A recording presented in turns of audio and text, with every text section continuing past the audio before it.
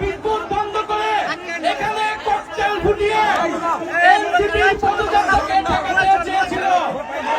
আমরা বলবো স্পষ্টভাবে প্রশাসনের গাফিলতি, প্রশাসনের সহায়তায় আজকের এই পদযাত্রাকে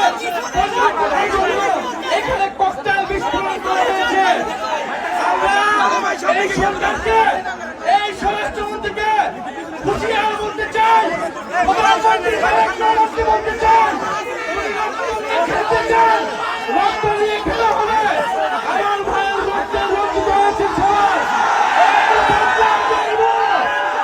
তারেক রহমানকে জবাব দিতে হবে, কেন সে নিরাপত্তা নিশ্চিত করতে পারে নাই।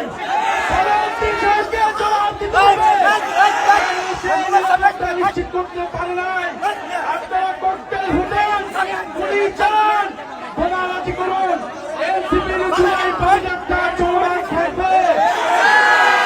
সারা বাংলাদেশের আনাচে কানাচে প্রত্যেকটা উপজেলায় আমরা জুলাই পদযাত্রা নিয়ে যাব, জনমতের গণনায় বাস্তবায়ন করব, ফ্যাসিস্ট গণহত্যাকারীদের বিচার নিশ্চিত করব এবং সীমান্তের সুরক্ষা সহ তরুণদের কর্মসংস্থান সকল দাবি আদায় আমরা নিশ্চিত করব।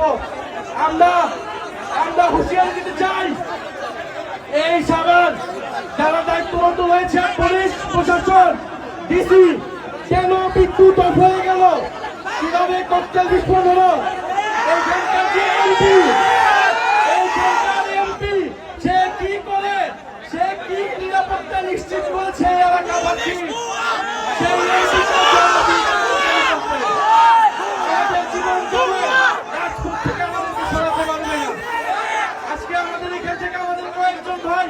গুরুতর আহত হয়েছে।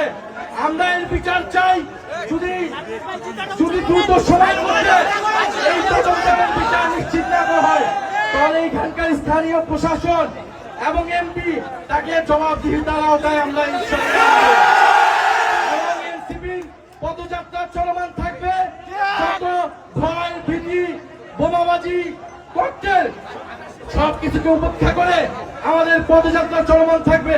এবং স্পষ্ট আজকের এই ককটেল বিস্ফোরণ, বোমা বিস্ফোরণ প্রশাসনের সহায়তায় হয়েছে। কেন বিদ্যুৎ বন্ধ করে দেওয়া হয়েছিল, বিদ্যুৎ বন্ধ করে দিয়েছিল, স্পষ্টভাবে আমাদেরকে খুন করার পরিকল্পনায় এখানে বোমা বিস্ফোরণ করা হয়েছে। আমরা বিচার চাই, কোন সন্ত্রাসীর ঠিকানা এই সাভারে হবে না। যারা গণহত্যাকারীদেরকে প্রশ্রয় দিবে, যারা সন্ত্রাস চাঁদাবাজি খুনিদেরকে প্রশ্রয় দিবে, যারা দুর্নীতিবাজকে প্রশ্রয় দিবে, তাদের পরিণতি ফ্যাসিস্ট আওয়ামী লীগের মতো হবে।